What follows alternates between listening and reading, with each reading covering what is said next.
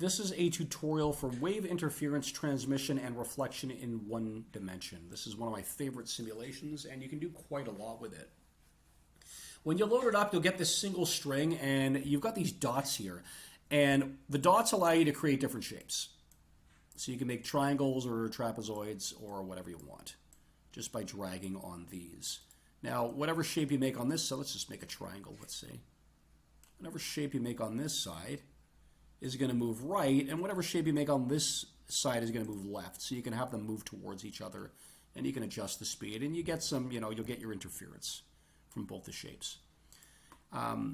If you click circle, it lets you make, you can make a circle here, and then we can even make it interfere with a circle of exact same shape on the other side.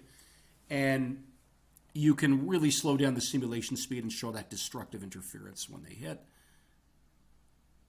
Like that, and then they pass through each other. And you can make whatever shapes, you can make a circle, and you could make, if you increase the shape dots, it lets you make more complicated. I'll unselect circle. It makes you can make all sorts of weird, if you're one of those teachers that likes the kids to draw these weird combinations. So, you could do something like that if you liked, and have the kids predict how this is going to look once they interfere with each other. Some sort of weird shape like that. The next thing you can do, I'll actually bring the shape dots back down to 3. The next thing you can do is reflect off different types of ends. So I could make, a triangle and make a free end. I've got the sim speed down to 0, so I'll increase the sim speed. And it'll hit the free end and it will remain upright. So we'll just wait until it does that. And maybe on the left side, I'll add a fixed end. So we can wait until that makes its way over to the other side. And you will, of course, get your fixed end inversion. So one of the other options is you could create like a triangle and maybe an inverted circle, and the kids could predict how it's going to look when they interfere on their way towards each other, and then how it's going to look when they interfere after they reflect off their respective ends. So, we'll get this weird triangle circle combination here, and we'll let them reflect off those ends, and you get the idea. It will invert the circle and not invert the triangle, and we'll get some sort of weird constructive interference when these ones meet. So that's the interference and the different types of ends, which I'm going to reset to none. The other topic is, of course, moving from a less dense to a more dense medium. So I'll actually do that with a circle here. And the left side is less dense, and the right side, you can see denser chord, right or left. We'll start it off this way. And of course, when it hits the denser chord, it's going to reflect as though it's hitting a fixed end. So we will get that inversion. But it will also show the transmitted pulse. And you can see that the speed reduces once it enters the denser chord. So you're going to get that smaller wavelength. Likewise, we could make the right side denser. Let's reset this. And I can make a circle.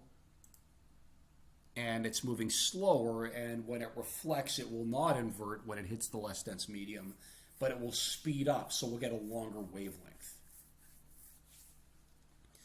And you could even have them start bouncing off the ends and interfere in all sorts of weird ways. It's really up to you. It's a total sandbox here. You can remove the ends if you really want to show the changing of wavelength. For example, when you're talking about Snell's law in grade 12, you could actually make a sinusoid wave, which I'm going to show you more about in a minute. But I'm going to make no wave from that side, but I'll make a sinusoid wave start in the less dense material. And it is going to reflect off the denser material, but you can see it's going to enter the denser material, and you'll get that smaller wavelength. So that's another option. I also use this to show standing waves. So let's get rid of the chord density. I might make one of the ends a free end and give it a frequency like that. And we can have that sinusoid wave hit the free end. And it will, of course, reflect, and then the reflection will interfere with the incident wave. And you get a nice visual for standing waves. You can even really slow it down as they pass through each other. So we'll get the standing wave going.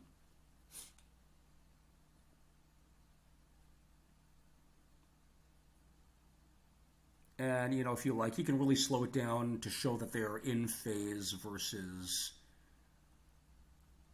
out of phase. And you can identify the nodes where it doesn't move for this standing wave pattern. So this is one of the ways I use it.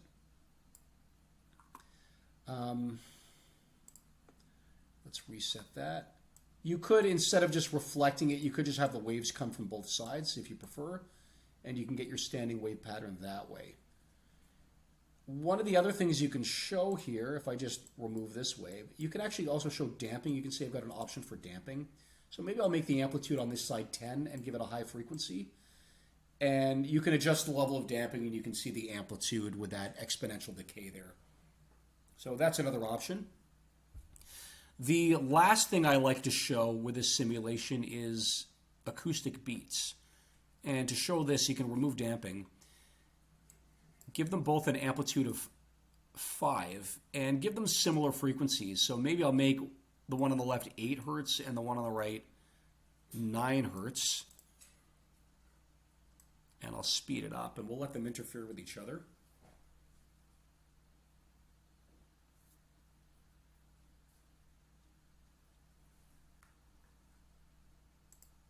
And you can see we get our acoustic beats there.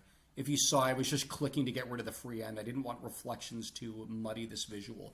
But you can see you get a nice little visual of acoustic beats, and you can slow it down and really see how they are in phase, and you get that louder amplitude. So those are all the ways I use this simulation, and I hope you find it useful and let your students play around with it.